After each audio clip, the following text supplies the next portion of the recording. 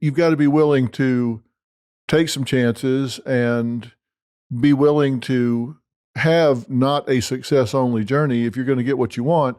And I've had a lot of people say, well, that's easy for you to say. You're Dr. Phil. You can kiss a few frogs along the way. I live paycheck to paycheck. I've got 3 kids. I've got a husband that's hurt and not on the job right now. And that's all well and good. But if I take that risk to chase my own dream, I'm jeopardizing my family's well-being. But what you're saying is, I didn't get up that day all fired up and thumping my chest and say, I'm out of here. I took a year to make a plan and figure out what I wanted to do. I've always said the difference between a dream and a goal is a timeline and accountability. Yes. And you've got to identify the steps. So what did you do during that year that got you ready when you got in your white car and drove out with boxes blocking your rearview mirror? Yes.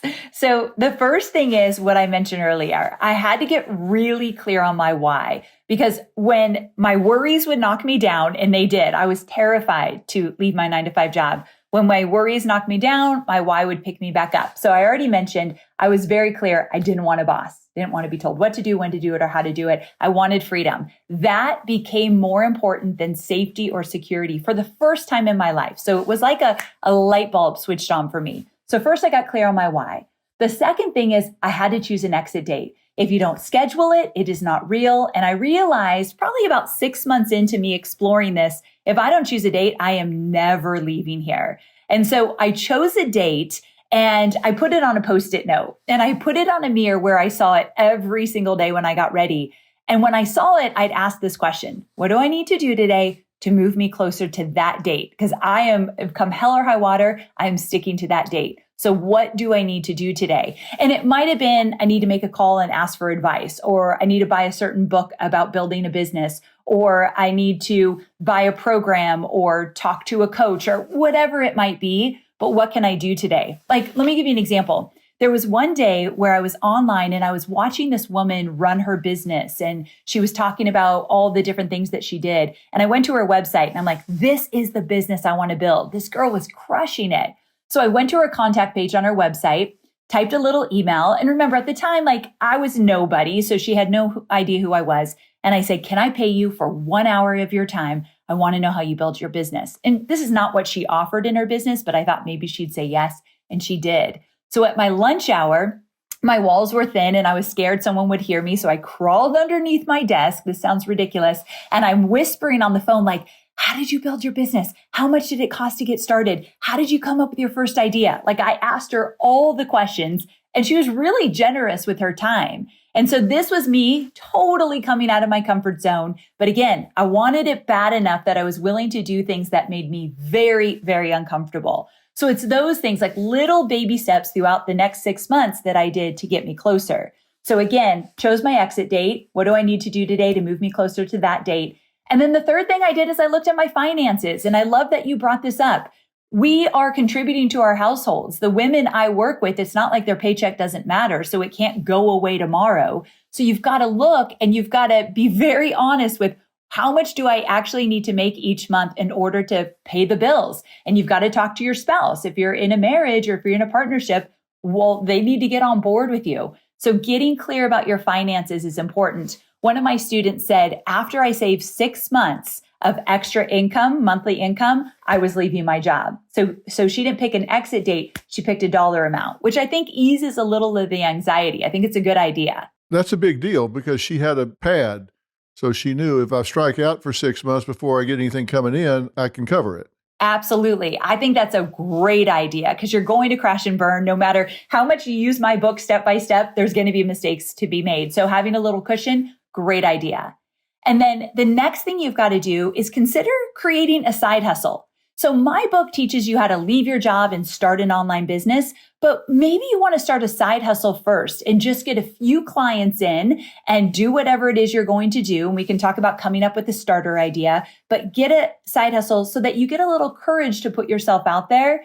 For me, in the beginning, I just did social media for small businesses. That is nothing like I do today, 14 years later, but that's what I knew at the time. So I took a few clients, morning, night, weekends, did their social media just to get a little courage to put myself out there and bring in a little extra money in the meantime. So that was really helpful.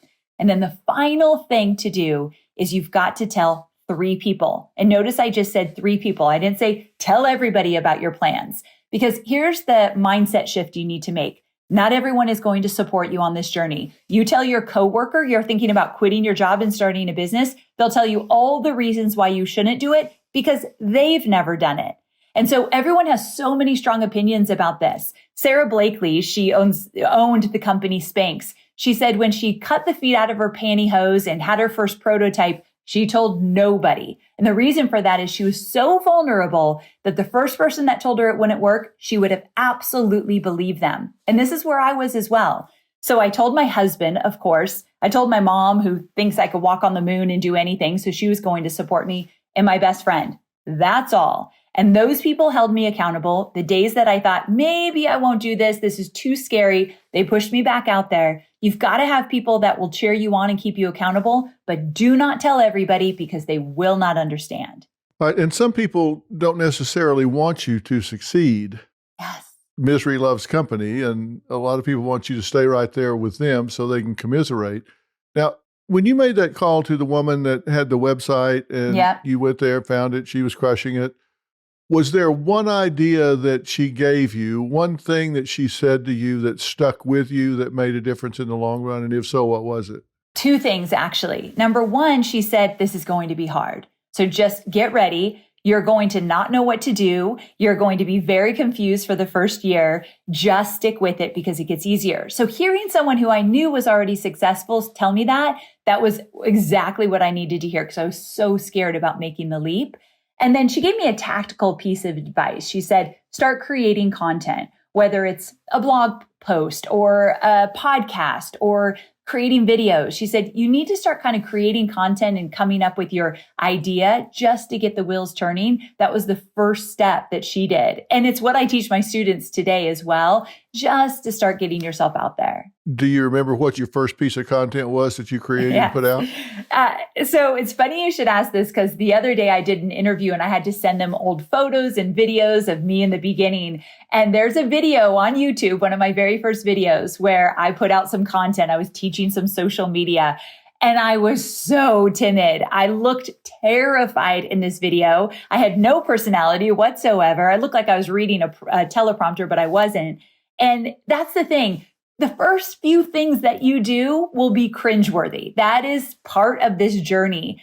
I wrote 2 weeks notice because it's the book I wish I had when I was first starting out for someone to tell me, these are all the mistakes you're going to make. This is how you come back from it. These are the first steps you need to take. And I didn't have any of that. So yes, I remember those first pieces of content and they were horrific, but they got me to where I am today, talking to you. Like you have to start.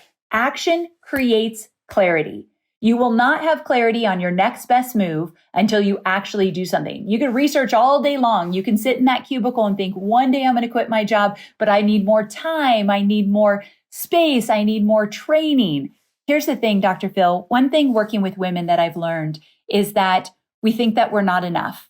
We think that all the things that we've done, whether it be in our personal life or our business life, it's not enough. We need more. Where when I work with men, they have, not all men, this is generalizing a bit, but they don't have all the answers, but they just figure they'll figure it out. They'll fake it till they make it. They have enough confidence to be like, no, I can figure this out. It's all good. Or a lot of the women I work with, they're like, oh, no, I can't put myself out there until I have more education or more time.